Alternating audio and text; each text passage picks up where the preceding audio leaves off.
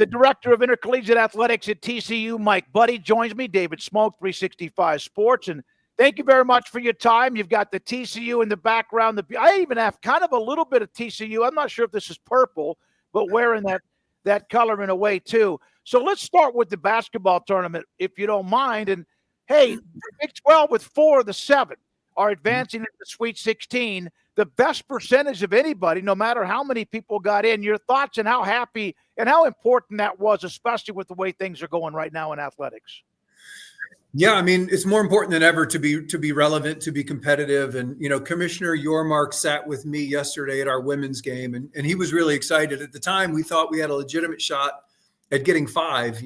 Iowa State, didn't play their best last night, but to get 4 in there, you got to feel good. 7 is a lot record for the SEC, but to have 4 right there with the Big Ten, and then Duke is the lone ACC team that survived. So great to be relevant, but great to be on the same plane as the Big Ten.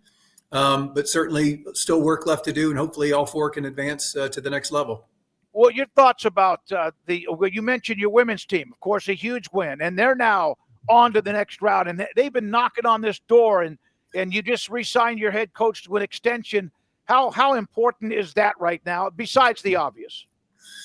Well, yeah, I mean, it sends a message, right? Anytime that you have an elite level coach that's doing a remarkable job, to show a commitment to TCU the way that he has says a lot about what we have to offer, and a belief that he has that we have the resources and tools and facilities and infrastructure that you need to be perennial, Big 12 champs. And so for Mark to see that can exist here, I mean, the guy can coach, the guy can recruit. He's a great fit socially, emotionally. He's got just such a great focus on the well-being of these young people, and it resonates with them. And so, for the guy to show up here 2 years ago, the 2-year anniversary of Mark's employment was yesterday. So you think about 2 years ago, he inherited a team that went 1-17 in Big 12 play, and then to finish up the regular season 16-2, just 2 years later, win the regular season, win the tournament, and now get a chance to go back for a rematch with Notre Dame down in Birmingham. Just an incredible job, an incredible testament to Coach Campbell, the staff that he's built, and the young women who placed their faith in him and trust in his process. And to be 33-3, just a couple of years removed from struggling, and just 1 year removed from having opening tryouts on campus, just to field 5 healthy players on the court at one time. It's just a remarkable story of success. I saw him and your team when they beat Baylor to close out the regular season, to clinch the regular season title. And yeah, you could tell that just like it was such a huge moment then. And of course, winning the conference championship, and then of course, moving on to where you are right now. How concerned, or is that the right word, with what athletics is right now, with so many changes, the House settlement coming up, the separation of what seemed like even among the Power 4 conferences, NIL, transfer portal? How do you juggle all of this at one time? Well, it's kind of twofold. One is trying to advocate at the conference and national level, just to hope that this thing stays on the rails, or a lot of people would argue gets back on the rails.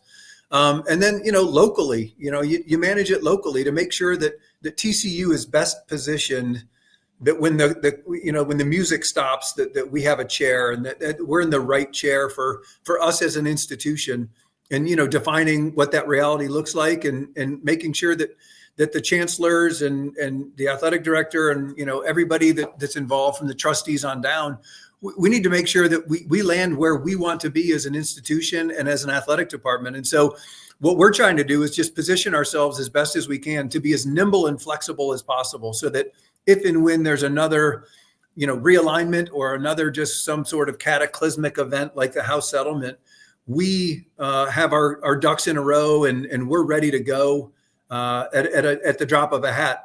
And honestly, the best way that you do that is to be extremely relevant and competitive in football, and potentially basketball and baseball as other revenue generating sports for us here at TCU.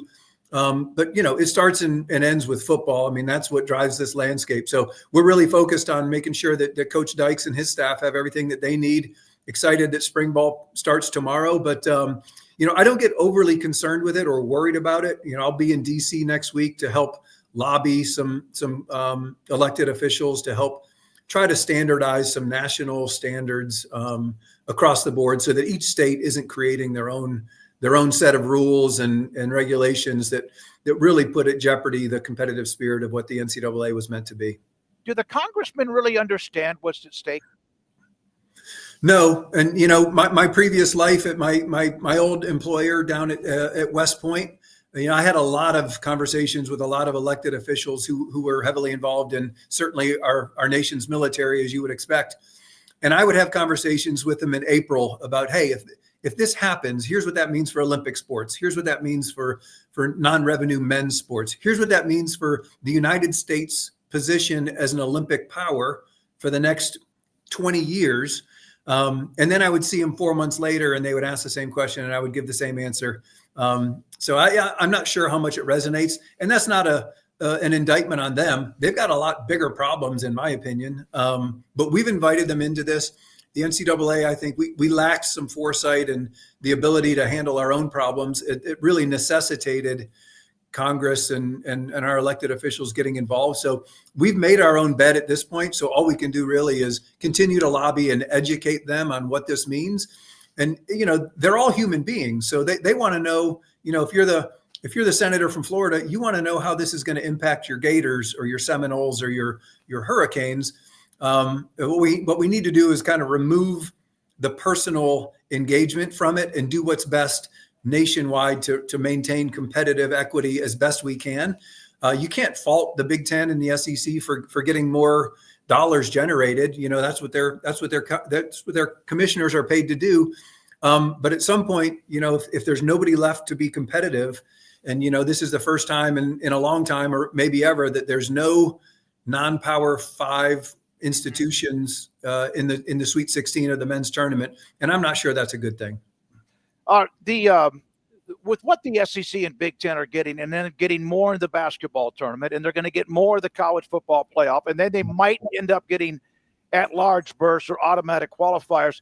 Can you, as a Big 12, as programs, keep up with that, with 50, 60, 70, $80 million differences year in and year out? Well, we can't keep up with it financially, but we can certainly do everything that we can to keep up with them competitively. And again, not to harp on my previous institution, but Army West Point, we were 12-2 in football this year. Not one kid got a dollar of NIL money. None of them are going to get revenue share, and we can't take kids out of the transfer portal. So obviously it can be done, and obviously that's a unique situation with academies. But there are underpaid kids on every roster. Shoot, you watched a young lady last night from Louisville who put up, I think, 41 points against us. There are young people out there extremely talented that are not charging you $1 million for their services. You just have to find them. And what I love about TCU in particular is we have this innate ability with our coaches to develop talent. So we can find these kids that maybe are underappreciated, undervalued, and develop them as athletes and as students and as young people. And hopefully what TCU can do is get them kind of hooked on the spirit of Fort Worth and the great things that are going on campus. And then they stay here for maybe a few dollars less than what they could command on the open market because they're having so much fun and enjoying themselves. So all of us in the Big 12 understand that there is a revenue gap. We're trying to close that gap. Certainly, Commissioner Yormark is working night and day to try to create revenue opportunities for us. But we're not going to be on a level playing field with them financially. That doesn't mean we can't be on a level playing field with them competitively. When you guys meet as a conference with Brett Yormark and others, but everybody there as a conference, is there a chip on your shoulder? Is there an all-in everybody together right now? Because I don't think you could afford anyone to fracture and say that might happen in 5 years, but is everybody all in right now together within the conference? Yeah, 100%. And actually we're trying to create an unofficial relationship with our friends at the ACC who are in a similar boat. And not like an alliance or anything, but just making sure that if they've got good ideas, they're sharing them with us. If we've got good ideas, we're sharing it with them. But we are absolutely unanimously supportive. We've got an athletic director's Big 12 AD's text thread that has just been lighting up with, congratulations to BYU for, finding a way to get to the Sweet 16 last night. Arizona's great win, gritty kind of game. We're all pulling for each other to continue to advance, continue to show that we can be and will be competitive. And there is a camaraderie and spirit, and kind of just it's a group of tough-minded, individuals in that room too. So absolutely, there's a chip on our shoulders, and we want to fight to prove that we belong and that we can continue to advance in this tournament and beyond. All right, you had mentioned, and that's awesome that you were at West Point. My father was a Naval Academy graduate back in the 1953. There's nothing better than that day. There's discussions about whether or not that they can continue to hold that game separately. Number two is, are we ever going to get to a point where college football or athletics is so professional we lose those traditions? Well, I don't think we'll lose those traditions. As long as Air Force, Navy, and Army are on similar footing and have the same rules and regulations, they'll always compete against each other in every sport that they sponsor. And they're never going to drop sports, and they're not going to. What I appreciate about those places is they know what their mission is, and athletics is a part of the bigger picture. There, it will never be the big picture. They utilize athletics and competition as a way to help train young people to defend our Constitution, and so, it's great. And regardless of what happens in the rest of the world and the rest of the country, they're going to continue to keep that rivalry. There were 2 bowl games played on the same day as Army Navy this past year, but those groups do all that they can to at least keep the time sacred. So they kicked one, I think, at noon, and they kicked one at 7 and left that 3:30 window exclusive to Army Navy. And it may be outside of the control of them eventually if there continues to be more bowl games and if the CFP expansion cuts into that date. But the people that those games are meaningful for will continue to watch and pay attention. And, there's a lot of goodness in that game. There has always been, even more so now because the landscape is so different and so professionalized. But what's great about Army Navy is it's just still a group of 22 guys on the field at any one given time, all of whom are willing to die for every person watching the game. And there's just tremendous value to that, and we don't want to forget that. What was that like the first time you were at a game where they both start coming on, marching on the field? Is that that gives me goosebumps, and I've been watching it for 5 or 6 decades. Yeah, and imagine once you actually have some personal relationships with these young people. And so you actually know them as human beings, their struggles, their incredible commitment. I was humbled every day. My neighbors at the academy were all colonels that were up at 5:30 doing workouts, and they're my age. I felt lazy when I'm sitting there drinking coffee as they're backpedaling up the hill outside of my house. But I didn't have that sewn into my fabric. Thank God that there are still young people that volunteer their time and potentially their health and welfare to defend our Constitution, defend our way of life. It's wonderful to be there 5.5 years. So many good things just rubbed off on me through osmosis, just being around these kids who go to class every day. They don't look at their cell phones. They're not on TikTok like, most college students. They're up before dawn. They're working out. They're making a commitment physically, mentally, emotionally, to be in the best position to keep our country free. And that's, it's just a phenomenal experience. I'm very thankful to have had the opportunity to work for those young people who do everything you asked and more. You have SMU this year, a non-conference, and that's been a rivalry. It's been intense, right next to each other. SMU now part of the ACC. Is that a rivalry that you would like to see continue? And number two, what is your philosophy when it comes to college football non-conference schedules?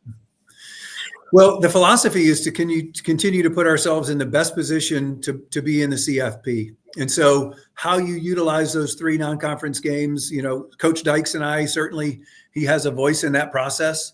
I love that we're one of 2 schools in the country that are playing 11 Power 4 opponents this year.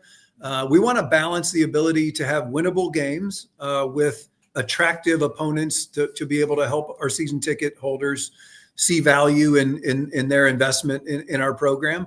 And then I think we'll always kind of have one game that we buy where you want to have the opportunity for some of your young people to dip their toes in it and get better early in the season, get some confidence. So yeah, as far as SMU, if that fits into that outline, there's certainly nothing against it. I'm learning from TCU faithful here in my first couple months on the jobs that very few people consider that a rivalry other than the geography. There's just not a whole lot of reason. And of course, Damon Evans was just announced as their new athletic director. I know Damon a little bit. I don't know him well, but I look forward to welcoming him. I guess that makes me the longest tenured athletic director in DFW, which is kind of ironic as I'm still unpacking boxes from my house. One more thing or two, and Mike Buddie, again, TCU AD with us on 365 Sports. Your basketball program, the women in the Sweet 16. Jamie Dixon's a hell of a coach, second time around, been around a second time quite a bit, was at Pitt. Does he have everything he needs for TCU to compete in the Big 12 Conference as good as it is to be able to get to the NCAA tournament and have success? I don't think so. And not yet, right? What we know is there are some great schools in this league that have really invested well.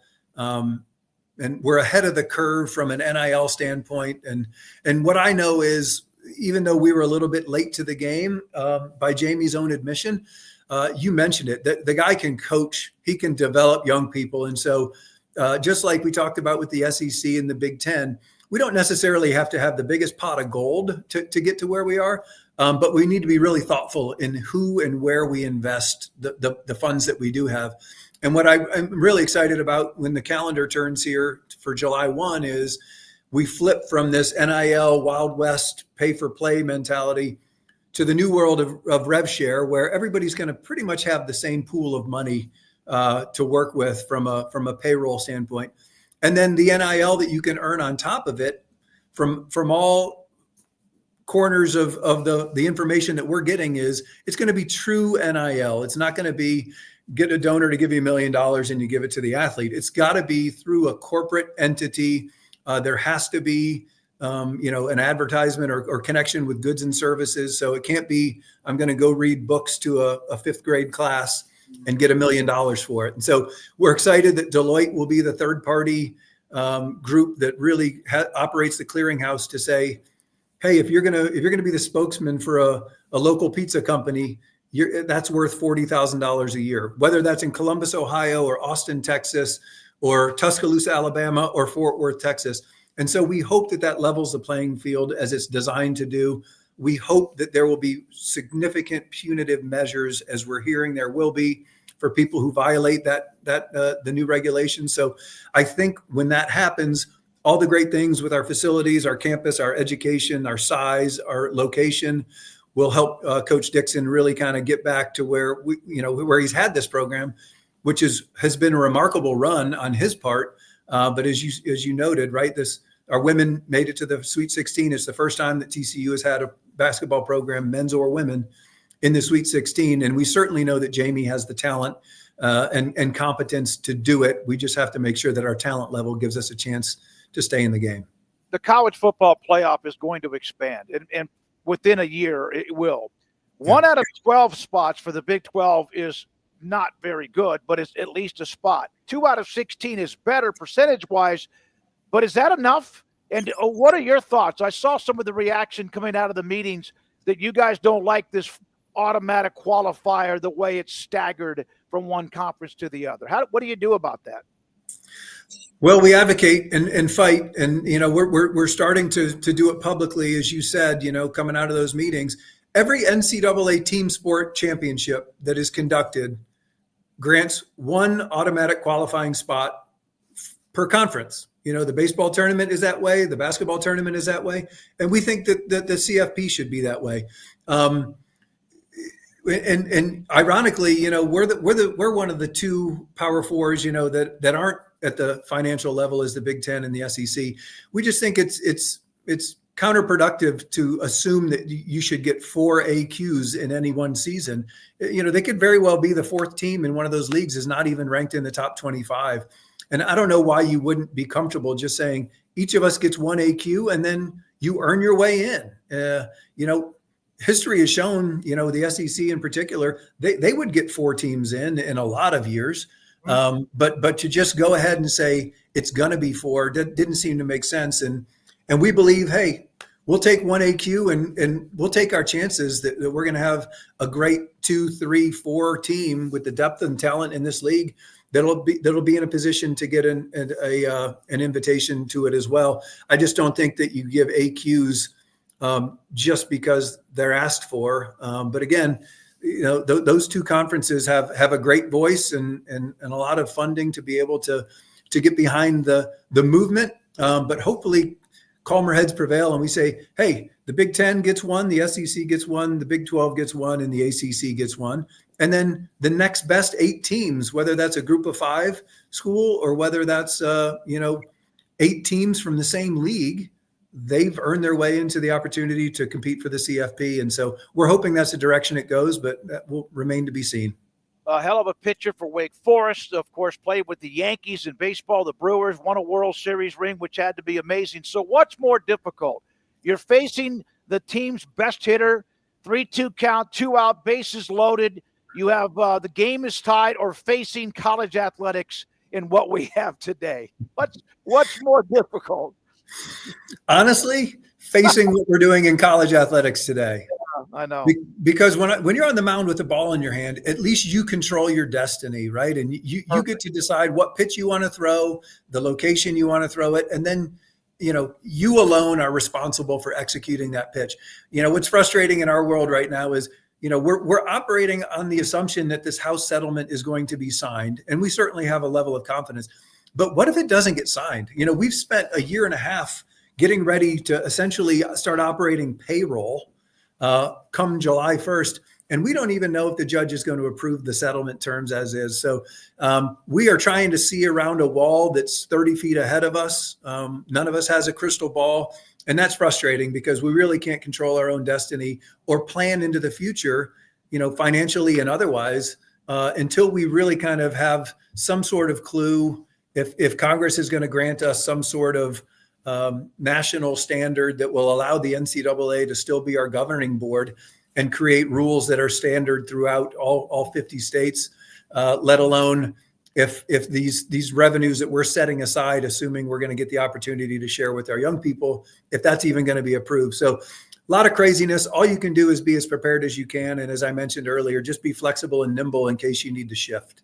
Mike, great stuff. Really, really appreciate your time. Thank you very much, and have a great rest of your week. Good luck to the women as they move forward. And there you go. There you go. Mike Thanks, Buddie, David. Director of Intercollegiate Athletics at TCU with me, David Smoke, 365 Sports.